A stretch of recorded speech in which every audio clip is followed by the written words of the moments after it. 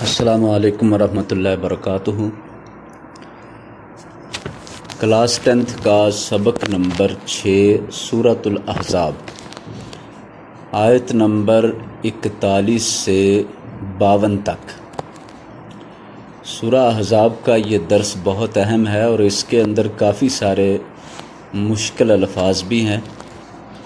لہذا لفظی ترجمہ اور بامحاورہ ترجمہ پر خاص توجہ دی جائے۔ پھر اس کے بعد ہر آیت کا جو مفہوم بیان کیا جائے اس کو توجہ سے سمجھ لیا جائے، کیونکہ جب تک مفہوم سمجھ نہیں آئے گا اس وقت تک کسی بھی آیت کا مطلب اور مراد سمجھ نہیں آئے گی، اور پھر اس کا لفظی اور بامحاورہ ترجمہ وہ اس بات کے لیے مددگار ہوگا کہ اس کا مفہوم سمجھا جا سکے۔ تو کتاب کا صفحہ نمبر 38 ہے، یعنی پیج نمبر 38۔ اعوذ باللہ من الشیطان الرجیم، بسم اللہ الرحمن الرحیم۔ یا ایہا الذین آمنوا، اے ایمان والو، اذکروا اللہ، ذکر کرو اللہ کا، ذکراً کثیرا، ذکر کثرت سے۔ بامحاورہ، اے اہل ایمان، خدا کا بہت ذکر کیا کرو۔ اس آیت مبارکہ میں اہل ایمان کو حکم دیا گیا ہے کہ اللہ تعالیٰ کا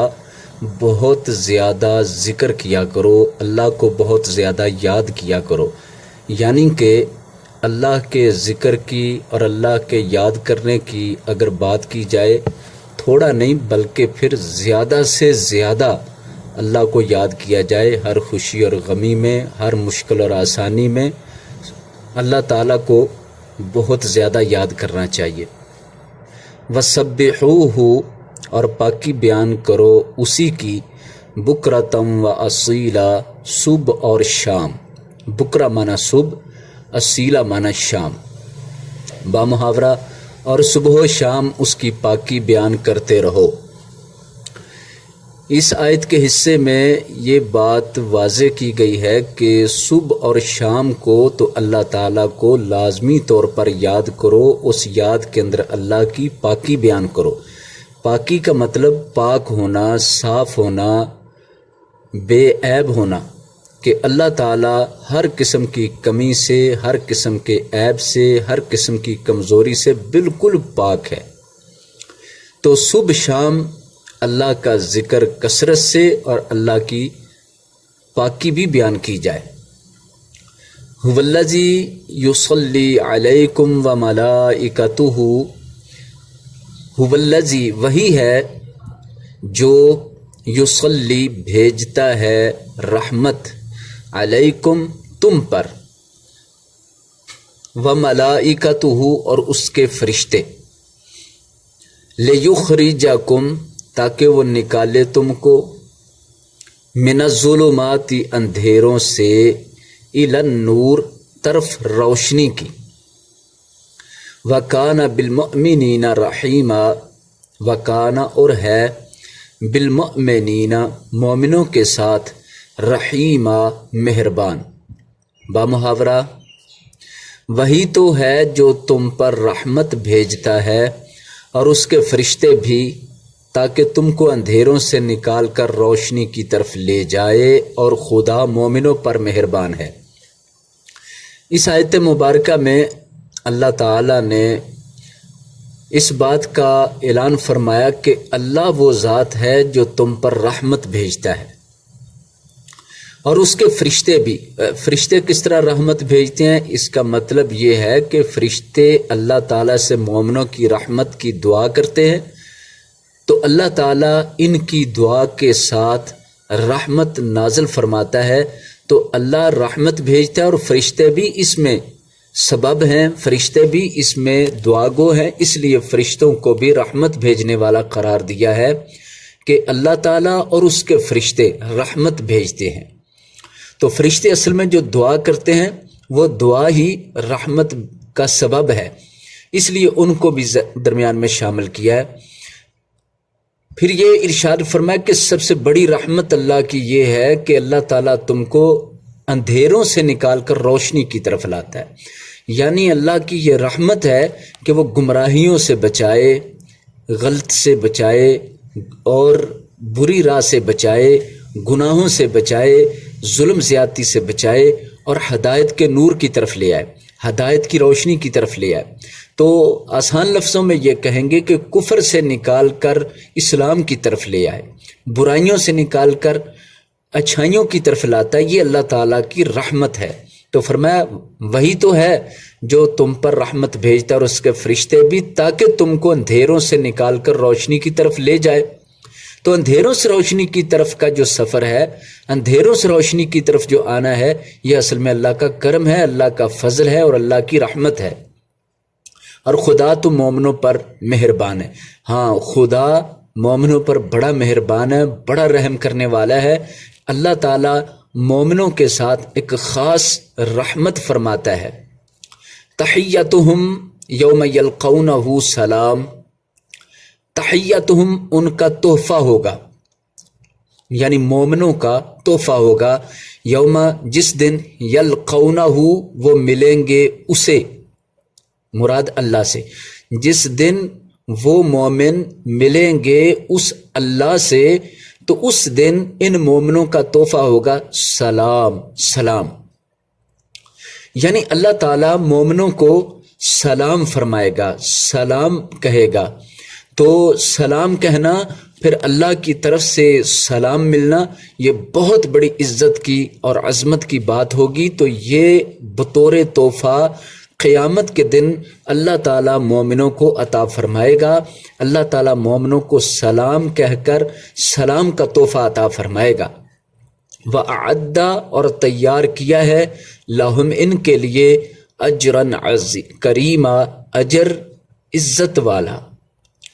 کریم کا معنی عزت والا۔ بامحاورہ جس روز وہ اس سے ملیں گے ان کا تحفہ خدا کی طرف سے سلام ہوگا، اور اس نے ان کے لیے بڑا ثواب تیار کر رکھا ہے۔ یا ایہا النبی، اے نبی صلی اللہ علیہ وسلم، انا ارسلناک، بے شک بھیجا ہم نے آپ کو، شاہدن گواہ بنا کر، ومبشرن اور خوشخبری سنانے والا، ونذیرا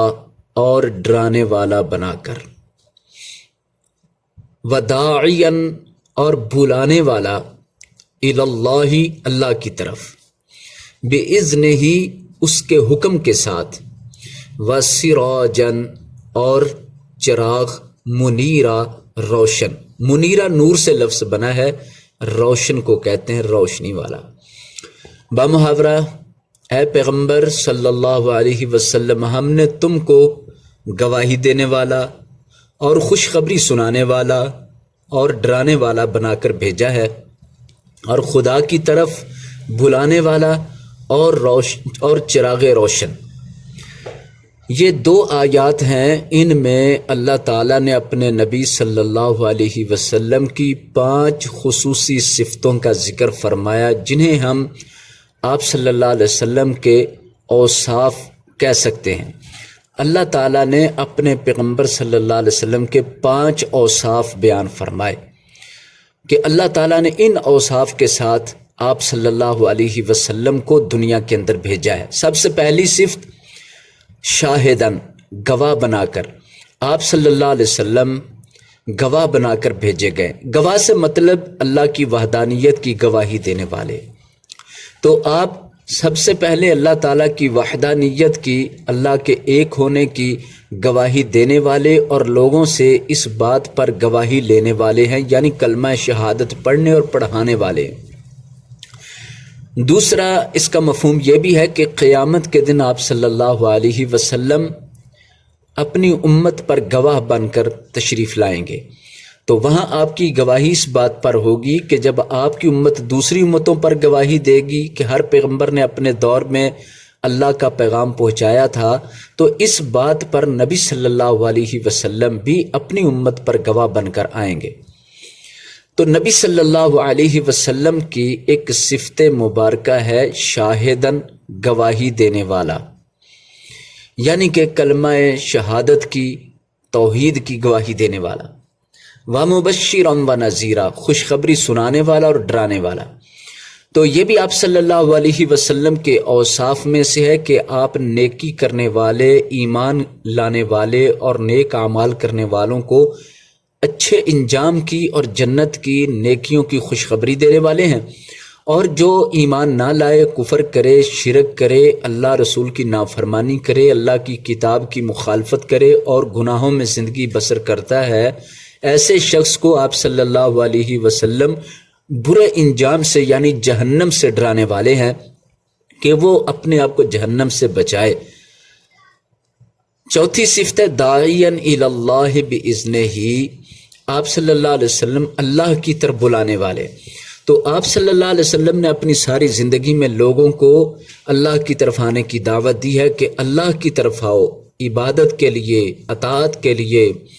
اور اپنی زندگی سنوارنے کے لیے اللہ کے حکم کی طرف آ جاؤ، اللہ کے دین کی طرف آ جاؤ، اللہ کی طرف آ جاؤ۔ تو آپ کی دعوت اللہ کی طرف تھی۔ پانچویں اور آخری بات جو آپ کے اوصاف میں بیان کی گئی، وَسِرَاجًا مُنِیرًا، چراغ روشن۔ تو جس طرح چراغ روشنی دیتا ہے تو اندھیرے چھٹ جاتے ہیں، اسی طرح آپ صلی اللہ علیہ وسلم ایسا چراغ ہیں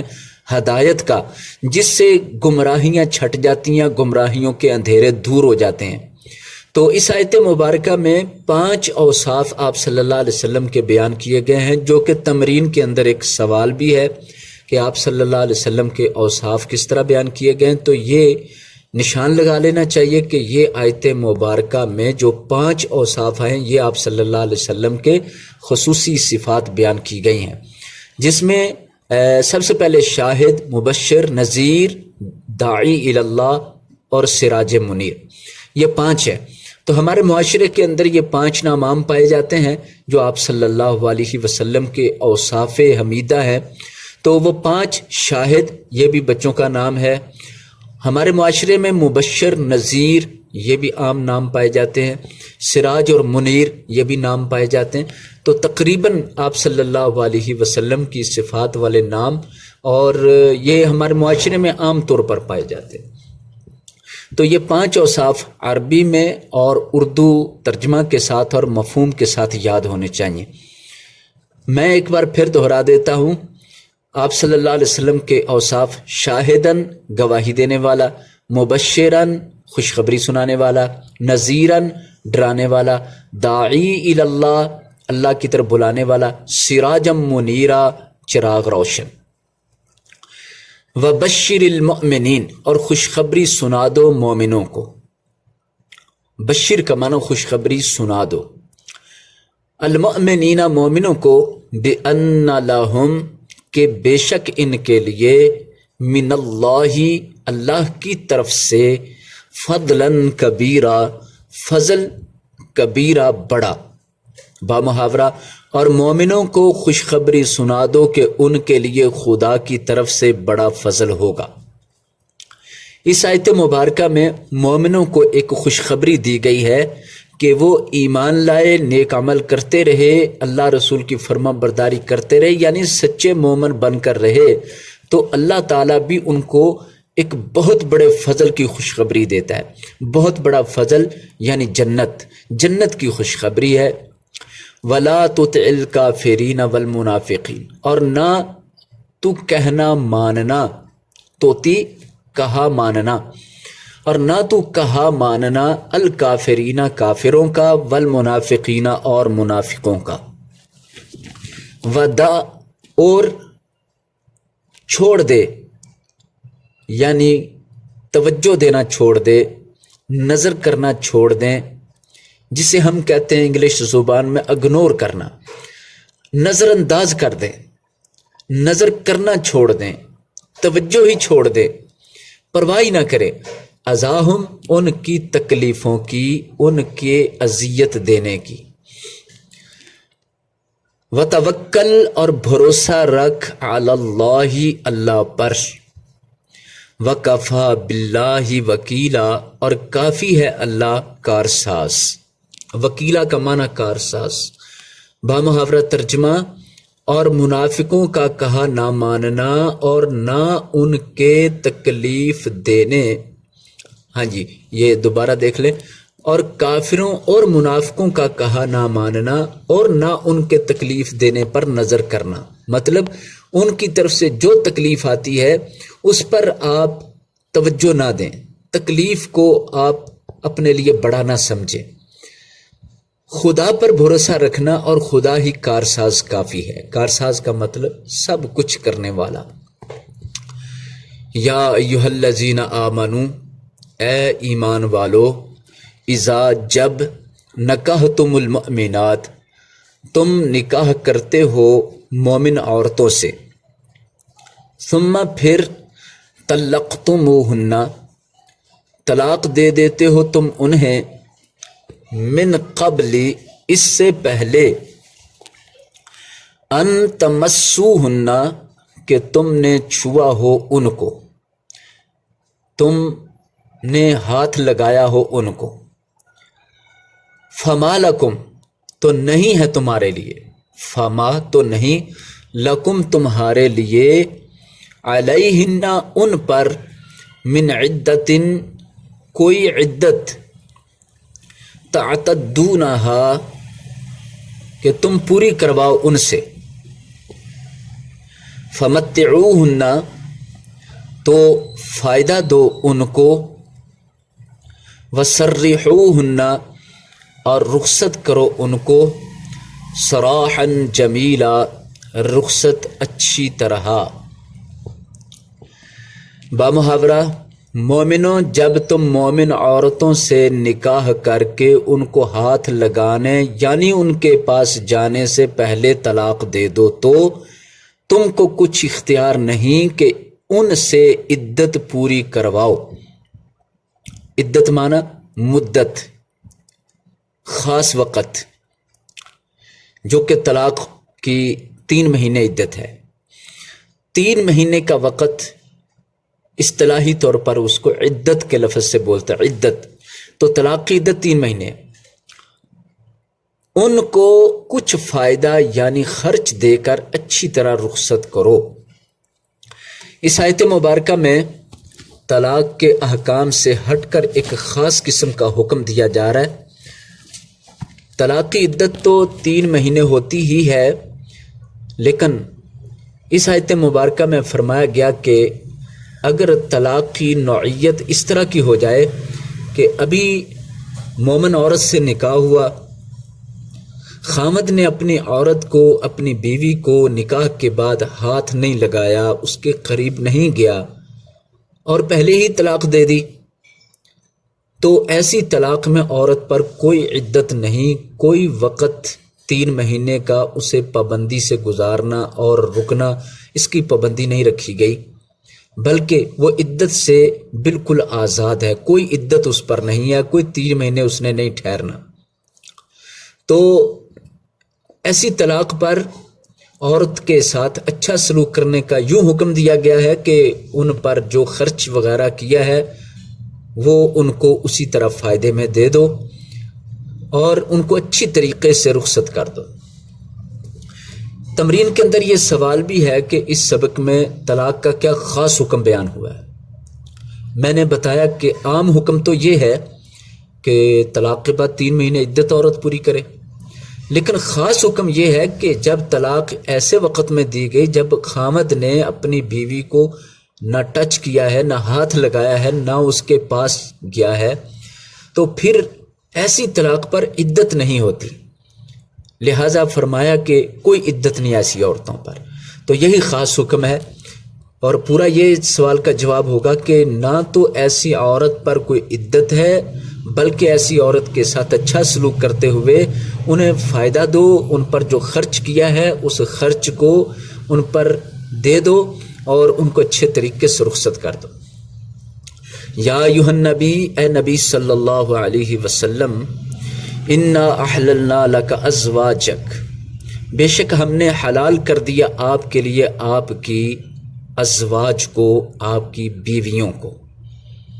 اللاتی جو آتیتا آپ نے دے دیا، اجورہن ان کا حق مہر، وما ملکت اور جو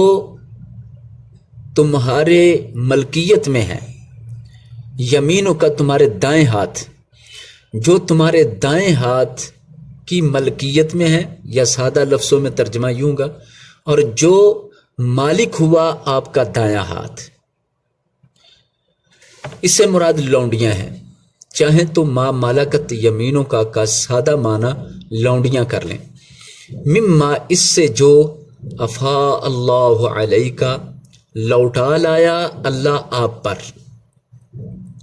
و بنات عمی کا اور بیٹیاں آپ کے چچا کی، و بنات عماتی کا اور بیٹیاں آپ کی پھپھو کی، و بنات خالی کا اور بیٹیاں آپ کے ماموں کی، و بنات خالاتی کا اور بیٹیاں آپ کی خالاؤں کی، اللاتی جو ہاجرنا ہجرت کر آئیں، ما کا آپ کے ساتھ۔ پہلے آیت کے اتنے حصے کا ترجمہ کر لیتے ہیں، با محاورہ ترجمہ۔ اے پیغمبر صلی اللہ علیہ وسلم، ہم نے تمہارے لیے تمہاری بیویاں جن کو تم نے ان کے مہر دے دیے ہیں حلال کر دی ہیں، اور تمہاری لونڈیاں جو خدا نے تم کو کفار سے بطور مال غنیمت دلوائی ہیں، اور تمہارے چچا کی بیٹیاں اور تمہاری پھپھیوں کی بیٹیاں اور تمہارے ماموؤں کی بیٹیاں اور تمہاری خالاؤں کی بیٹیاں جو تمہارے ساتھ وطن چھوڑ کر آئی ہیں، سب حلال ہیں۔ اس آیت مبارکہ کے اس حصہ میں جتنا ابھی تک پڑھا گیا ہے، نبی صلی اللہ علیہ وسلم کے نکاح کے ضابطے بیان کیے گئے ہیں۔ تو ضابطہ نمبر 1 یہ بیان کیا گیا کہ آپ صلی اللہ علیہ وسلم جن عورتوں کو حق مہر دے دیں، ایسی عورتیں آپ کے لیے حلال ہیں، یعنی حق مہر دے کر آپ نکاح کر لیں تو اس میں آپ کے لیے وہ عورتیں حلال کر دی گئی ہیں، جائز کر دی گئی۔ تو سب سے پہلے ذکر کیا گیا ہے آپ کی وہ بیویاں جن کا آپ نے حق مہر دیا، وہ حلال ہیں، پھر لونڈیوں کا ذکر کیا گیا، پھر اس کے بعد چچا، پھپھی، خالہ، ماموں کی بیٹیوں کا ذکر کیا گیا کہ یہ سب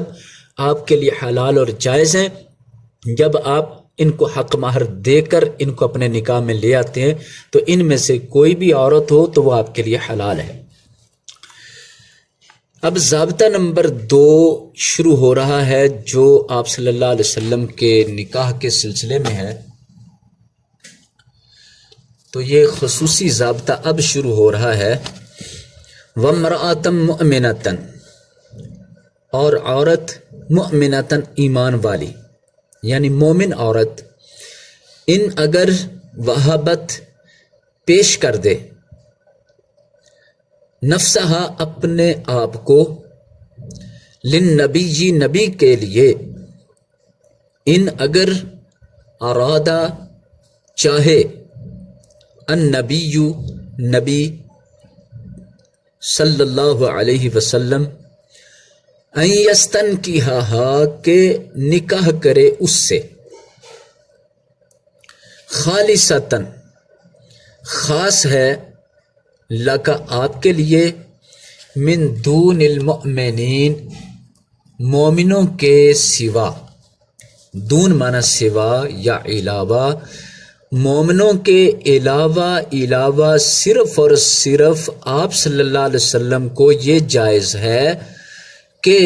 اگر کوئی ایمان والی عورت آپ کے پاس آ کر خود اپنے آپ کو نکاح کے لیے آپ کے لیے پیش کر دے، اپنے آپ کو آپ صلی اللہ علیہ وسلم کی بیوی بنانے کے لیے پیش کر دے، تو اگر نبی چاہے تو اس سے نکاح کر سکتا ہے۔ تو بامحاورہ دیکھتے ہیں، یہ مفہوم پہلے بیان ہو گیا ہے، تو بامحاورہ کے ساتھ تھوڑا سا مفہوم پھر بیان کرتے ہیں۔ اور کوئی مومن عورت اگر اپنے تئیں پیغمبر کو بخش دے، یعنی مہر لینے کے بغیر نکاح میں آنا چاہے، بشرطے کہ پیغمبر بھی ان سے نکاح کرنا چاہیں تو وہ بھی حلال ہے، لیکن یہ اجازت اے محمد صلی اللہ علیہ وسلم خاص تم ہی کو ہے، سب مسلمانوں کو نہیں۔ یہ آیت کا دوسرا حصہ ہے جس میں اللہ تعالیٰ نے آپ صلی اللہ علیہ وسلم کے نکاح کے لیے جہاں ضابطے بیان فرمائے ان میں سے ایک خاص الخاص ضابطہ بیان فرمایا جو کسی مومن کے لیے جائز نہیں کہ وہ اس طرح نکاح کرے کہ اگر کوئی عورت آ کر اسے کہے کہ میں اپنے آپ کو آپ کے نکاح میں دینا چاہتی ہوں تو وہ اسے قبول کر لے، ایسا کسی مسلمان کے لیے جائز نہیں۔ یہ صرف اور صرف نبی صلی اللہ علیہ وسلم کے لیے جائز ہے کہ کوئی عورت آپ صلی اللہ علیہ وسلم کے پاس آ کر اگر اپنے آپ کو نکاح کے لیے حاضر کر دیتی ہے، اگر پیغمبر چاہے تو اس سے نکاح کرنے کی اجازت رکھتا ہے، اللہ کی طرف سے پیغمبر کو یہ رخصت ہے، اور یہ صرف پیغمبر کو ہے، پیغمبر کے علاوہ کسی اور مسلمان کو ایسا جائز نہیں کہ کوئی عورت خود اس سے نکاح کرنے کا کہے تو وہ نکاح کرنے کو تیار ہو جائے، اس لیے کہ اسلام میں بغیر ولی کے نکاح نہیں ہوتا، عورت خود اپنا نکاح نہیں کر سکتی، عورت کو اس بات کی اجازت نہیں، عورت اپنے ولی کے تھرو، ولی کے ذریعے اپنا نکاح کر سکتی ہے۔ اس کا ولی اس کا باپ ہے، اس کا چچا تایا یا ماموں یا پھر اس کا بھائی اس کا ولی بن سکتا ہے۔ مردوں میں سے جو قریب سے قریب اور معتبر ترین رشتہ ہے، سب سے زیادہ عزت والا رشتہ ہے، وہ اس کے نکاح کو کرے گا۔ عورت بذات خود نکاح نہیں کر سکتی، جس طرح کہ آج کل کے دور میں عورتیں یا لڑکیاں جیسے کورٹ میرج یا لو میرج جیسے نکاح کرتی ہیں۔ اسلام کی روح سے، قرآن کی روح سے یہ درست نہیں ہے۔ عورت اپنا نکاح آپ نہیں کر سکتی، عورت اپنے نکاح کے لیے ولی کی محتاج ہے، ولی کے تھرو صرف نکاح ہو سکتا ہے، اور آپ صلی اللہ علیہ وسلم کی حدیث ہے لا نکاح الا بولی، ولی کے بغیر نکاح نہیں ہوتا۔ دوسری حدیث میں فرمایا یوما امرأۃ نکحت بغیر اذن ولیھا فنکاحھا باطل باطل باطل، جو عورت اپنے ولی یعنی سرپرست مرد کے بغیر نکاح کرتی ہے، ایسی عورت کا نکاح باطل ہے باطل ہے باطل ہے۔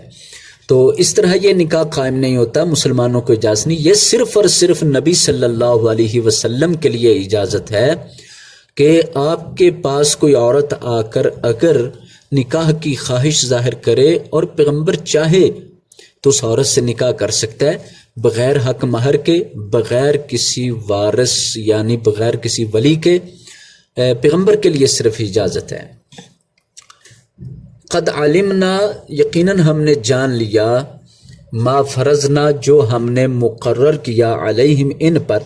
فی ازواجہم ان کی بیویوں کے بارے میں، وما ملکت ایمانہم اور ان کی لونڈیوں کے بارے میں۔ یہ پورے لفظ کا معنی ہے ما ملکت ایمانہم، ان کی لونڈیاں۔ تو ویسے تو لفظی معنی اس کا ہے اور جس کا مالک ہوئے ان کے دائیں ہاتھ، تو یہ لفظی ہے لیکن اس کا یہ ایک اصطلاح ہے، ایک ٹرم ہے جو لونڈیوں کے لیے اور غلاموں کے لیے استعمال کی جاتی ہے۔ تو اس ٹرم کو اور اس اصطلاح کو اسی ترجمہ کے ساتھ بولا جا سکتا ہے، اور ان کی لونڈیاں۔ بہرحال اگر پیپر میں الگ سے اس کا لفظی یا لغوی معنی پوچھا جائے وما ملکت ایمانہم، تو پھر اسی طرح معنی کریں گے کہ لغوی معنی اس کا ہے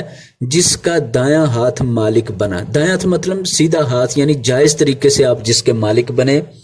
وہ غلام یا لونڈی۔ تو اصطلاحی معنی یا ڈائریکٹ اس کا معنی جو کیا جاتا ہے وہ یہی وما ملکت ایمانہم، اور جو ان کے لونڈیاں ہیں، لکئی لا، تاکہ نہ ہو، یکونا ہو، تاکہ نہ ہو، علیہ کا آپ صلی اللہ علیہ وسلم پر، حرجن تنگی، وکان اللہ اور ہے اللہ، غفور الرحیم بخشنے والا مہربان۔ بامحاورہ ہم نے ان کی بیویوں اور لونڈیوں کے بارے میں جو مہر واجب الادا مقرر کر دیا ہے ہم کو معلوم ہے، یہ اس لیے کیا گیا ہے کہ تم پر کسی طرح کی تنگی نہ رہے، اور خدا بخشنے والا مہربان ہے۔ یہ تیسرا حصہ اس آیت کا، گویا کہ ایک آیت کو ہم نے 3 حصوں میں لفظی، بامحاورہ اور مفہوم کے لحاظ سے کیا ہے۔ بہت مشکل مفہوم کی آیت ہے اور اس لیے اس کو الگ الگ حصوں میں 3 حصوں میں کر کے سمجھنا ضروری ہے، تو ہر حصہ الگ سمجھ آ جائے۔ قرآن پاک کا ترجمہ پڑھنے کا مقصد سمجھنا ہونا چاہیے، نہ کہ صرف اور صرف رٹا لگانا۔ رٹا لگانے سے لفظوں کا معنی یاد ہو جاتا ہے، بامحاورہ بھی یاد ہو جاتا ہے، لیکن اس کا مطلب نہ آتا ہو تو یہ بہت بڑی ناکامی ہے کہ آپ کسی چیز کا ترجمہ کر رہے ہوں اور یہ پتہ ہی نہ ہو کہ اس کا مطلب کیا بن رہا ہے۔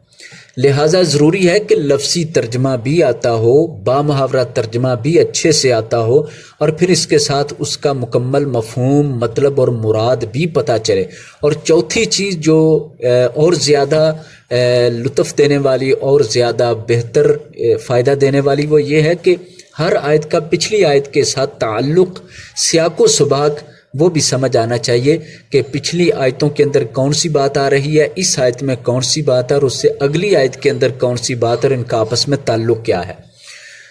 پھر اسی طرح 5ویں بات یہ ہوتی ہے کہ جو مضمون بیان ہو رہے ہیں، شروع میں کون سا مضمون تھا، درمیان میں کون سا تھا، پھر اب کون سا ہے، پھر اس کے بعد کون سا مضمون جوڑا جا رہا ہے، موضوع جوڑا جا رہا ہے، اس کے ساتھ پھر پوری بات سمجھ آتی ہے اور پورا مفہوم ذہن نشین ہو جاتا ہے، اور اس کے ساتھ بہت سارے مسائل اور مشکلات حل ہو جاتی ہیں۔ تو بہرحال ہم نے 3 حصوں میں اس آیت مبارکہ کو کیا۔ اب تیسرا حصہ ہم نے یہ جو پڑھا ہے، اس میں اللہ تعالیٰ نے ارشاد فرمایا کہ مومنوں کو ایک بات کی اجازت نہیں کہ ان کے پاس کوئی عورت آ کر اس طرح کہے کہ میں نکاح کرنا چاہتی ہوں، تو وہ بغیر ولی کی اجازت کے کر لے یا حق مہر کے بغیر کر لے، اس طرح اجازت نہیں۔ تو جو کچھ ہم نے مسلمانوں پر ان کی بیویوں اور لونڈیوں کے بارے میں حکم دیے ہیں، وہ ہمیں معلوم ہے کہ ان کو ہم نے کتنے احکام کا پابند بنایا ہے، تو یہ ہمیں معلوم ہے۔ اور آپ صلی اللہ علیہ وسلم کو جو رخصت دی جا رہی اس لیے کہ آپ پر کوئی تنگی نہ رہے، اور اللہ تعالیٰ تو بخشنے والا مہربان ہے۔ ترجی من تشاء منہن، ترجی تم علیحدہ رکھو، من تشاء جسے تم چاہو، منہن ان میں سے، وتؤوی اور پاس رکھو، الیک اپنے، من تشاء جسے تم چاہو، ومن ابتغیت اور جس کو آپ طلب کرو، ممن عزلت ان میں سے جس کو تم نے چھوڑ دیا، فلا جناح علیک تو نہیں ہے گناہ آپ پر۔ جناح کا معنی گناہ۔ پہلے اتنا کر لیتے ہیں اس کا بامحاورہ، اور تم کو یہ بھی اختیار ہے کہ جس بیوی کو چاہو علیحدہ رکھو، اور جسے چاہو اپنے پاس رکھو، اور جس کو تم نے علیحدہ کر دیا ہو اگر اس کو پھر اپنے پاس طلب کر لو تو تم پر کچھ گناہ نہیں۔ اس آیت مبارکہ میں جو بہت اہم آیت ہے، ترجمے کے لحاظ سے بھی اکثر طور پر پیپرز کے اندر یہ آیت مبارکہ جتنی ابھی میں نے پڑھی لفظی ترجمہ بامحاورہ ترجمہ کے ساتھ، یہ اکثر طور پر پیپروں میں آ جاتی ہے۔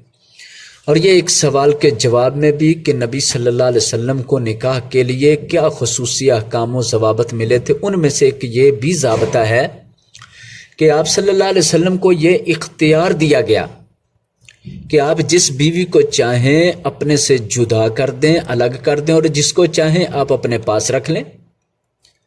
اور جس کو آپ نے پہلے جدا کر دیا تھا، علیحدہ کر دیا تھا یا چھوڑ دیا تھا، اس کو دوبارہ آپ بلا لیں، طلب کر لیں، تو اس طرح کچھ بھی کرنے میں آپ صلی اللہ علیہ وسلم کو کوئی گناہ نہیں ہے۔ گویا کہ آپ صلی اللہ علیہ وسلم کے لیے رعایت اور رخصت بیان کی جا رہی ہے کہ آپ صلی اللہ علیہ وسلم اپنی ازواج اور اپنی بیویوں کے حوالے سے ہر لحاظ سے بالکل آزاد یا پابندیوں سے بالکل بالا تر رکھے گئے ہیں کہ آپ صلی اللہ علیہ وسلم جس بیوی سے تنگ پڑیں اور اس کو الگ کرنا چاہیں تو کر لیجئے، اور اگر آپ صلی اللہ علیہ وسلم اپنے پاس کچھ کو رکھنا چاہتے ہیں تو پاس رکھ لیں، اور جسے چھوڑا تھا اسے دوبارہ آپ بلا کے اپنے پاس بیوی بنا کے رکھ لیں، تو آپ پر کسی طرح کا کوئی بھی بوجھ نہیں، کوئی گناہ نہیں ہے۔ اب اس کی وجہ بیان کی جانے لگی ہے کہ آپ صلی اللہ علیہ وسلم کو یہ اختیار، یہ رخصت اور یہ رعایت دینے کا مطلب یہ ہے، ذالکا یہ اس لیے ہے، ادنا کہ مناسب ہوگا، ادنا معنی ہوتا ہے کم سے کم، ہلکے سے ہلکا کام، یعنی مناسب سا، آپ کے لیے یہ بہت معمولی ہوگا، بہت مناسب ہوگا، بہت تھوڑا سا ہوگا، ان تقرّا کہ ٹھنڈی رہیں اعینہن ان کی آنکھیں، تقرّا معنی ٹھنڈی رہنا، قرّہ سے نکلا لفظ،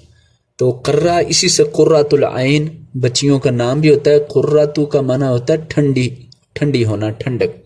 ان تقرّا کہ ٹھنڈی رہیں اعینہن ان کی آنکھیں،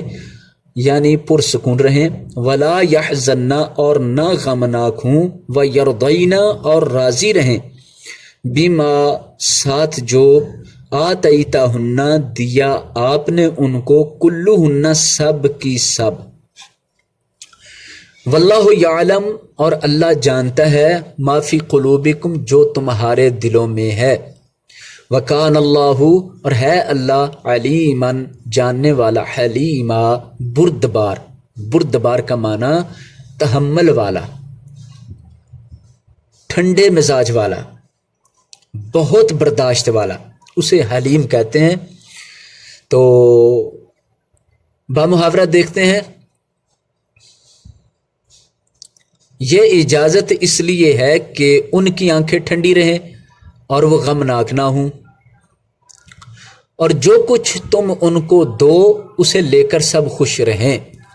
مطلب صاف واضح ہے کہ عورتوں پر سے پابندی یا آپ صلی اللہ علیہ وسلم کے لیے ہر طرح کی آسانیاں جو دی گئی ہیں، ان کا مطلب یہ ہے، اس کا مطلب یہ ہے کہ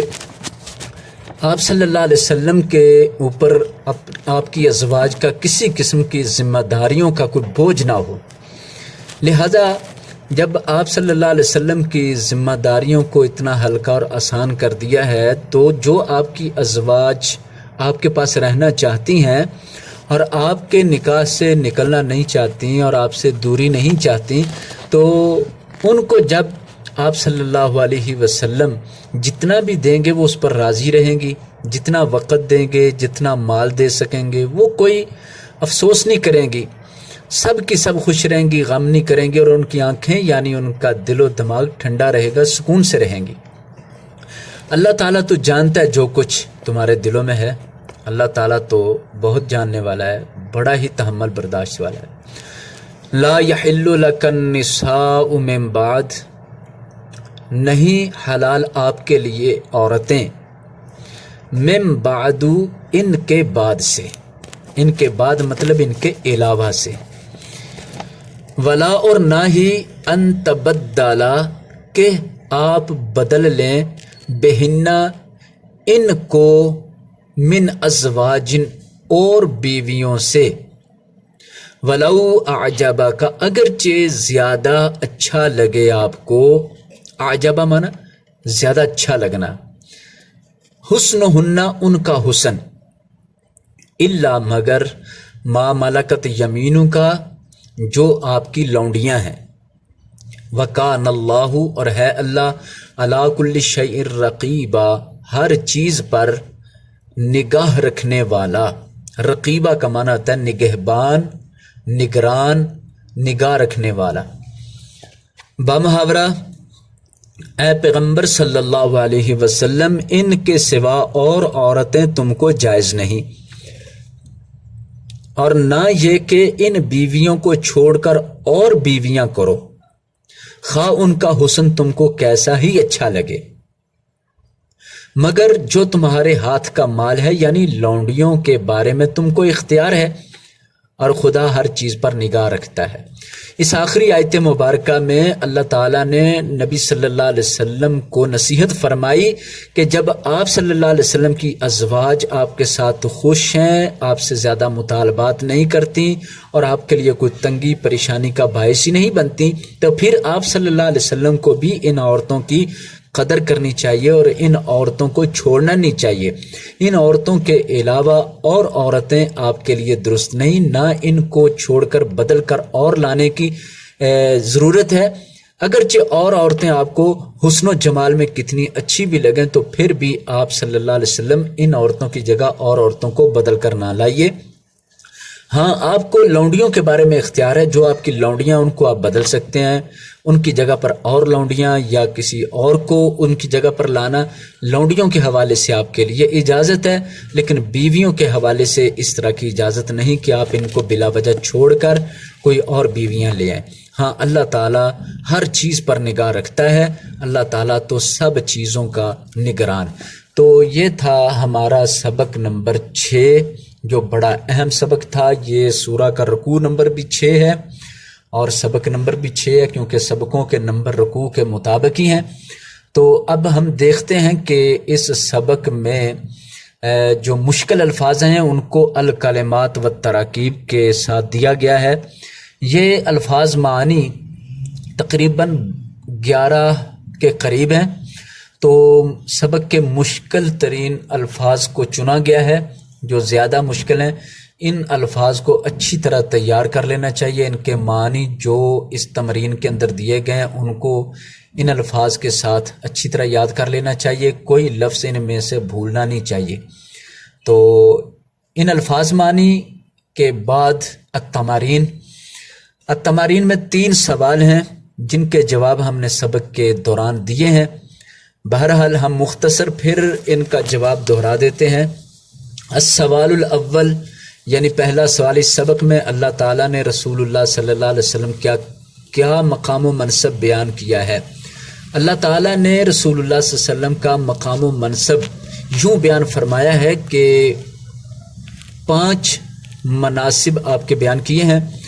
شاہدم و مبشرم و نذیرہ و داعیا الی اللہ باذنی و سراجا منیرا، یعنی شاہد آپ کو گواہ بنا کر بھیجا، مبشر خوشخبری سنانے والا بنا کر، نذیرہ ڈرانے والا بنا کر۔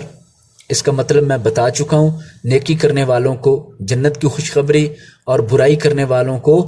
جہنم کا ڈراوا دینے والے۔ داعی الی اللہ، اللہ کی طرف بلانے والے، یعنی اللہ کے دین کی طرف بلانے والے۔ سراجم منیرہ، چراغ روشن، یعنی ہدایت کا ایسا روشن چراغ کہ ساری گمراہیاں چھٹ جائیں۔ یہ 5 آپ کے مقام اور مناصب بیان کیے گئے ہیں۔ سوال نمبر 2 ہے، اس سبق میں طلاق کا کیا خاص حکم بیان ہوا ہے؟ اس سبق میں طلاق کا خاص حکم یہ بیان ہوا ہے کہ اے اہل ایمان، جب تم مومن عورتوں سے نکاح کر کے آؤ، ان کو چھوئے بغیر تم طلاق دے دیتے ہو تو تمہیں کوئی اختیار نہیں کہ تم ان عورتوں سے کوئی عدت پوری کرواؤ۔ ہاں، جو تم نے خرچ کیا اس کا فائدہ دے کر ان کو اچھے طریقے سے رخصت کر دو۔ السوال الثالث، تیسرا سوال، ان آیات میں رسول اللہ صلی اللہ علیہ وسلم کے لیے نکاح کے کیا خصوصی ضوابط بیان کیے گئے ہیں؟ تو نبی صلی اللہ علیہ وسلم کے لیے نکاح کے 3 ضابطے بیان کیے گئے ہیں۔ مختصراً وہ یوں ہیں۔ سب سے پہلا ضابطہ کہ حق مہر دے کر آپ جن بیویوں کو لائے ہیں وہ آپ کے لیے حلال ہیں۔ جو لونڈیاں ہیں یا آپ کے چچا کی، پھپھو کی، ماموں کی، خالاؤں کی بیٹیاں آپ کے ساتھ ہجرت کر کے آئی ہیں، ان کے ساتھ آپ کا نکاح حق مہر دے کر جائز اور درست ہے۔ ضابطہ نمبر 2، کوئی عورت اگر آپ صلی اللہ علیہ وسلم کو اپنے آپ کو پیش کر کے نکاح کی درخواست کرے، آپ صلی اللہ علیہ وسلم بھی چاہیں تو آپ بغیر حق مہر کے اس عورت کے ساتھ نکاح کر سکتے ہیں۔ یہ اجازت صرف اور صرف نبی پاک صلی اللہ علیہ وسلم کے لیے ہے، اور مسلمانوں کو یہ اجازت نہیں ہے۔ اور مسلمانوں کے لیے جو اللہ نے حکم رکھے ہیں وہ اپنے انہی احکام کے پابند ہیں۔ ضابطہ نمبر 3، آپ صلی اللہ علیہ وسلم کو یہ اجازت دی گئی اور آپ کو اختیار دیا گیا کہ جس کو چاہیں علیحدہ کر دیں، جس بیوی کو چاہیں اپنے پاس رکھ لیں، اور جس بیوی کو آپ نے علیحدہ کیا تھا دوبارہ اپنے پاس بلا لیں، تو اس میں آپ پر کسی قسم کا کوئی گناہ نہیں۔ اور اس کی وجہ یہ ہے کہ اس طریقے سے آپ کی جتنی ازواج مطہرات ہیں وہ سب کی سب راضی اور خوش رہیں گی، غمناک نہیں ہوں گی، اور جتنا کچھ بھی آپ ان کو دیں گے اسی میں راضی رہیں گی۔ تو یہ تینوں سوالوں کے جواب ہوئے، اور اس کے ساتھ اس سبق کو اچھی طرح تیار کرنا چاہیے، کسی طرح کی کمی بیشی نہیں۔ اب ہم احادیث کی طرف آتے ہیں۔ یہ چھوٹی چھوٹی احادیث ہیں، اس لیے آج ہم 3 احادیث پڑھیں گے۔ آپ کی ذمہ داری ہے کہ آپ جو کچھ پڑھیں اس کو اچھی طرح یاد کریں، اچھی طرح اس کو ازبر کریں۔ جو بچے کام چور ہوتے ہیں اور دل لگا کر نہیں پڑھتے، وہ تو استاد کے سامنے بیٹھ کر کلاس کے اندر بھی توجہ نہیں کرتے، اور جن کو علم کا شوق ہو اور اپنا وقت بچاتے ہیں اور اپنے آپ کو ایک بڑے مقصد کے لیے تیار کرتے ہیں، ایسے بچے استاد موجود نہ ہو، والدین بھی سر پر نہ ہوں، تو وہ اپنے علم کے وقت کو ضائع نہیں کرتے، بلکہ وہ اپنے علم کے معاملے میں سیریس ہوتے ہیں، سنجیدہ ہوتے ہیں، اور جو کام ملتا ہے اسے مناسب وقت میں تیار کر لیتے ہیں۔ تو یہی وقت بڑا قیمتی وقت ہے، اس کے اندر یہ چیزیں تیار کر لینی چاہیے۔ ہفتے میں ایک دن اگر اسلامیات کا لیکچر ہوتا ہے تو اس میں پوری توجہ ہونی چاہیے۔ تو آج ہم پڑھیں گے حدیث نمبر 18، حدیث نمبر 19، حدیث نمبر 20۔ تینوں احادیث اپنے متن کے لحاظ سے یعنی ٹیکسٹ کے لحاظ سے بھی چھوٹی چھوٹی ہیں، اور ترجمے اور تشریح کے لحاظ سے بھی بالکل چھوٹی چھوٹی ہیں۔ اس لحاظ سے اب ہم ان تینوں احادیث کو پڑھیں گے۔ ان احادیث کو بڑی توجہ سے سننا چاہیے، بڑے ادب سے، بڑے احترام سے، اس لیے کہ ان احادیث کا تعلق نبی پاک صلی اللہ علیہ وسلم سے ہے۔ یہ الفاظ نبی پاک صلی اللہ علیہ وسلم کے ہیں، اور آپ صلی اللہ علیہ وسلم کے نام کا بار بار ذکر آئے گا، اور آپ صلی اللہ علیہ وسلم کی حدیث یعنی آپ کے فرمان کی تشریح آئے گی۔ تو جتنا ادب نبی پاک صلی اللہ علیہ وسلم کا ہے، اتنا ہی ادب آپ صلی اللہ علیہ وسلم کی حدیث کا ہے۔ جتنا احترام آپ صلی اللہ علیہ وسلم کی ذات کا ہے، اتنا ہی احترام آپ صلی اللہ علیہ وسلم کی بات کا ہے۔ تو ایمان والے اچھے بچے وہ بڑے ادب اور احترام سے ان احادیث کو سماعت کریں، اور پھر ان کو اپنے دل میں، دماغ میں اچھی طرح یاد کر کے، ازبر کر کے جگہ دیں۔ حدیث نمبر 18، من غبرت قدماہ فی سبیل اللہ حرمہ اللہ علی النار۔ ترجمہ: جس کے قدم اللہ کی راہ میں غبار آلود ہوئے، غبار کہتے ہیں مٹی کو، آلود مانا بھر جانا، جس کے قدم اللہ کی راہ میں مٹی سے بھر گئے، مٹی اوپر پڑ گئی، اللہ نے اسے جہنم پر حرام کر دیا ہے۔ سبحان اللہ۔ اس حدیث میں بہت بڑی فضیلت آئی ہے جہاد کی، کہ جہاد جو اللہ کی راہ ہے، اس راہ میں جب کوئی نکلتا ہے تو اللہ تعالیٰ اس بندے پر صرف اتنی سی مشقت اور کوشش پر کہ جس سے اسی کے پاؤں پر، اسی کے جوتے پر گرد و غبار پڑ جائے، اتنا سا چلنے پر اللہ تعالیٰ جہنم حرام کر دیتا ہے۔ ویسے تو اللہ کی راہ میں جتنی بھی نیکیاں کی جائیں ان کا ثواب ہوتا ہے، لیکن اللہ کی راہ میں جو جہاد ہے اس کا یہ ثواب ہے کہ چند قدم چلنے پر جس سے جوتے پر مٹی پڑ جائے، اللہ تعالیٰ جہنم کی آگ حرام کرتا ہے۔ تو جو مجاہد اللہ کی راہ میں لڑتے ہوئے سب کچھ قربان کر دے، اپنی جان بھی، اللہ تعالیٰ اس پر کتنا راضی ہوتا ہوگا۔ اس ترجمہ کے بعد تشریح دیکھیے۔ بندہ اپنے رب کی خوشنودی کے لیے جو بھی مشقت اور تکلیف برداشت کرتا ہے، اس پر اس کے لیے اجر ہے، اور جو قدم اللہ کی راہ میں اٹھتا ہے وہ اس کے لیے مغفرت اور بلندی درجات کا باعث بنتا ہے۔ علم کی طلب، نماز کی ادائیگی، مسلمان بھائی کی مدد یا عیادت کہتے ہیں تیمارداری کرنا، بیمار کا پتہ لینا وغیرہ کے لیے اپنے قدم غبار آلود کرنا بھی فلاح و کامیابی کا ذریعہ ہے۔ اگر کوئی شخص اللہ کے دین کی دعوت و تبلیغ کے لیے نکلے تو اس کے ہر قدم پر نیکی ہے۔ اگر کوئی مسلمان جہاد فی سبیل اللہ کے عزم سے چلے تو یہ ایسا پسندیدہ عمل ہے کہ اس راستے میں اس کے غبار آلود ہونے والے قدموں کی وجہ سے اللہ تعالیٰ جہنم کی آگ اس پر حرام کر دیتا ہے۔ تو اس حدیث پاک سے پتہ چلا کہ ہر نیک عمل پر اجر، ثواب، اللہ تعالیٰ کی رضامندی ہے، کامیابی ہے۔ حتیٰ کہ دعوت اور تبلیغ کے کاموں پر بھی قدم قدم پر نیکی ہے، لیکن جہاد ان سب نیکیوں سے اتنی بڑی نیکی ہے کہ جہاد کے ارادے سے، عزم سے جو چلتا ہے اور قدموں پر مٹی پڑتی ہے، جوتے پر غبار پڑتی ہے، اللہ تعالیٰ اسی پر جہنم حرام فرما دیتا ہے۔ حدیث نمبر 19، کلکم راع و کلکم مسئول عن رعیتہ، ترجمہ تم میں سے ہر ایک نگہبان ہے اور تم میں سے ہر ایک اپنی رعیت کے بارے میں جواب دہ ہے۔ رعیت معنی قوم بھی ہوتا ہے، رعیت معنی ذمہ داری بھی ہوتا ہے۔ اپنی اپنی ذمہ داری اور اپنی اپنی ماتحتوں کے بارے میں ہر بندے کو جواب دینا ہے۔ تشریح: ذمہ داری اور نگہبانی ایک ایسا فرض ہے جو کسی بھی انسان کے لیے معاف نہیں ہے۔ حکمران اپنی رعایا کے حقوق کی نگہداشت اور ان کی فلاح و بہبود کا ذمہ دار ہے۔ ماں باپ اپنی اولاد کی تعلیم و تربیت کے سلسلے میں جواب دہ ہیں، حتیٰ کہ کسی دفتر کا ایک کارکن یعنی ملازم بھی اپنے کاموں کا ذمہ دار ہے، اور اس سلسلے میں اسے بھی اللہ کی بارگاہ میں جواب دہ ہونا پڑے گا۔ لہذا لازم آتا ہے کہ ہم اپنی ذمہ داریوں کو دیانت اور محنت سے ادا کریں۔ اس حدیث پاک میں ہر شخص کو ذمہ دار قرار دیا گیا ہے۔ طالب علم ہے، اولاد ہے، بیٹا ہے، بیٹی ہے، والدین ہیں، بہن بھائی ہیں، مزدور ہے، مالک ہے،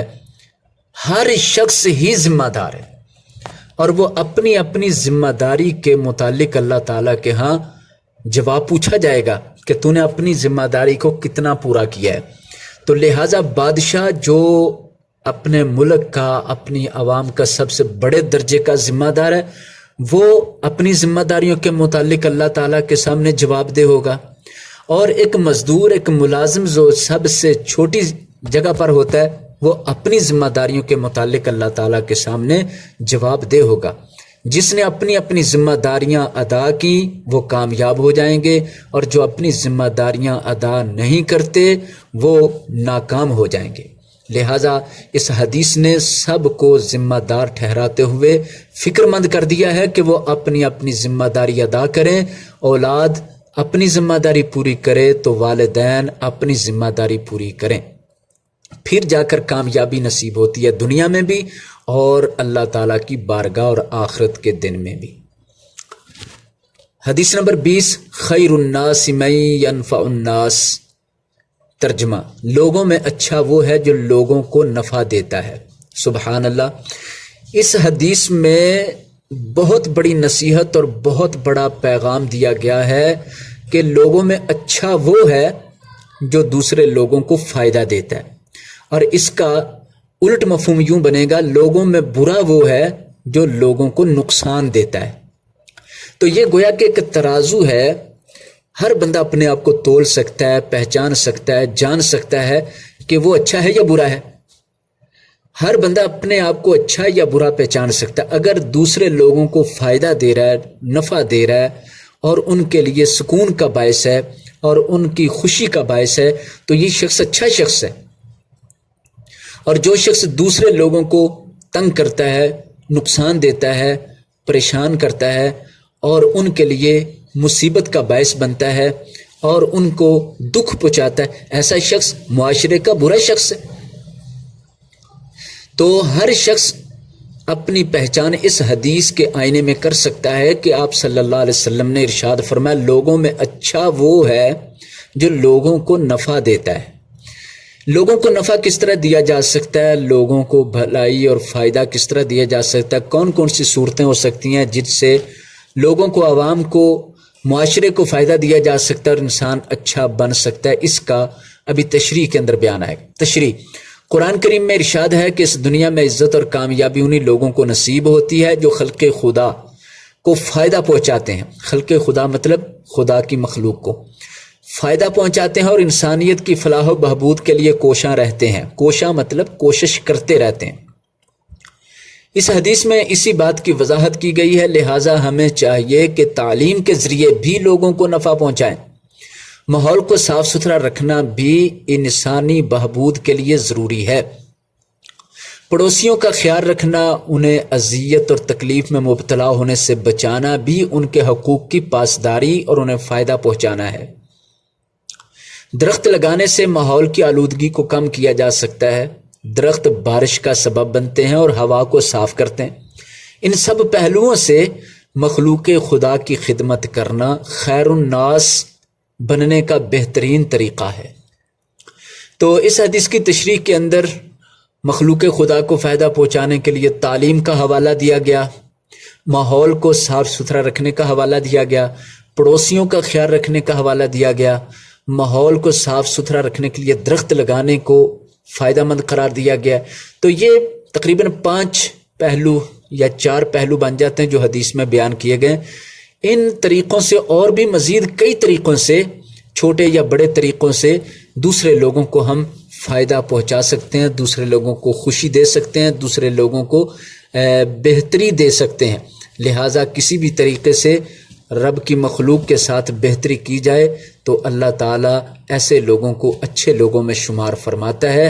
تو خیر الناس بننے کا بہترین طریقہ یہی ہے، دوسرے لوگوں کو فائدہ اور نفع دیا جائے، دوسرے لوگوں کو سکھ اور خوشی دی جائے۔ یہ 3 احادیث ہم نے پڑھی ہیں اور اس کے ساتھ ایک سبق پڑھا ہے۔ اللہ سے دعا ہے کہ اللہ تعالی ہمیں علم حاصل کرنے کے لیے زیادہ سے زیادہ علم کی برکت عطا فرمائے، زیادہ سے زیادہ علم کا نفع عطا فرمائے، تاکہ ہم علم حاصل کر کے اس علم کے ذریعے دوسروں کو بھی فائدہ پہنچا سکیں۔